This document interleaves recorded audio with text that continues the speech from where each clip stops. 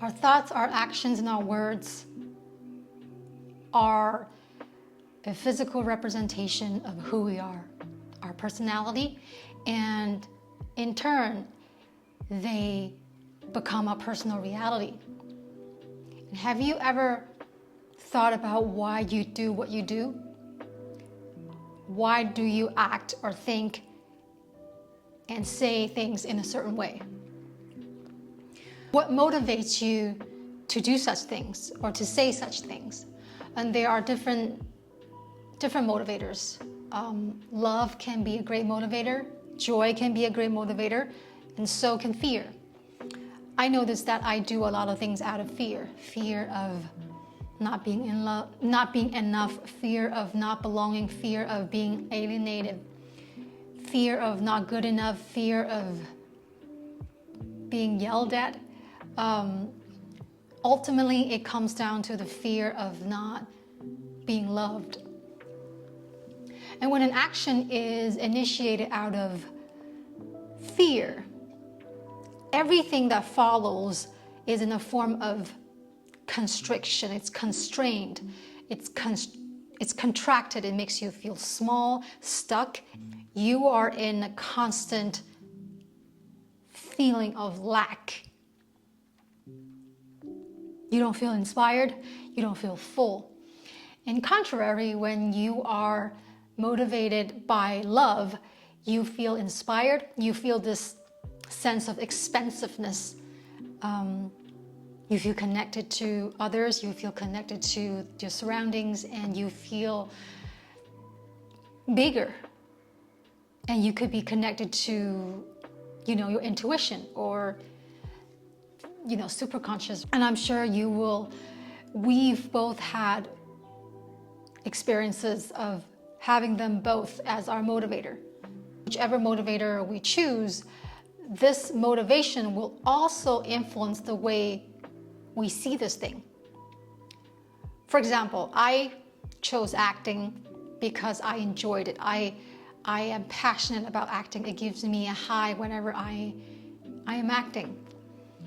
However, when there are frustrations or kickbacks that come in, I will have these unhealthy thoughts or feelings that will lead to fear, and these fears will cause me to start dreading about anything that's relevant to acting, whether it be self-taping, acting classes, or even, watching a movie or a TV. Anything that's related to acting makes me feel scared. And I start grasping, trying to scramble and do a lot of things just to make up for the fear of not being good enough, or that I am losing out on some things, because, I see others are advancing and whatnot, but I see myself as a failure, or I'm falling behind, so I'm grasping to get things done. When I'm surrounded by fear, I forgot why I do what I do. The motivation changed from joy or love to fear. And many, many times I've forgotten it. And it takes me so many years to finally have the awareness to stop myself on this sinking track and think, wait a minute, why did I do acting in the first place? Because I love it, because I enjoy it. That was my first motivator. Whenever I consider certain things as a setback or a failure on my end, I took it as a negative reflection of my craft as an artist and myself as a human being. Which is completely irrelevant, right? So now that I have more awareness, I do have to keep reminding myself to not go there, and always go back to the first motivation. Why did I do what I do? And everything has duality.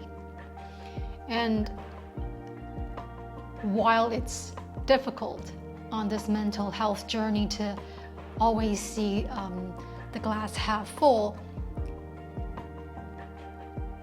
I'd say that by looking at the bright side of things, we feel happier.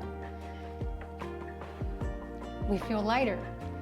And the Buddha says, when you change the way you look at things, the thing you look at changes.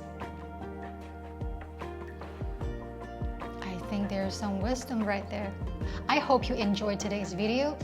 If you like it, comment on it, subscribe to my channel. I'll see you next time.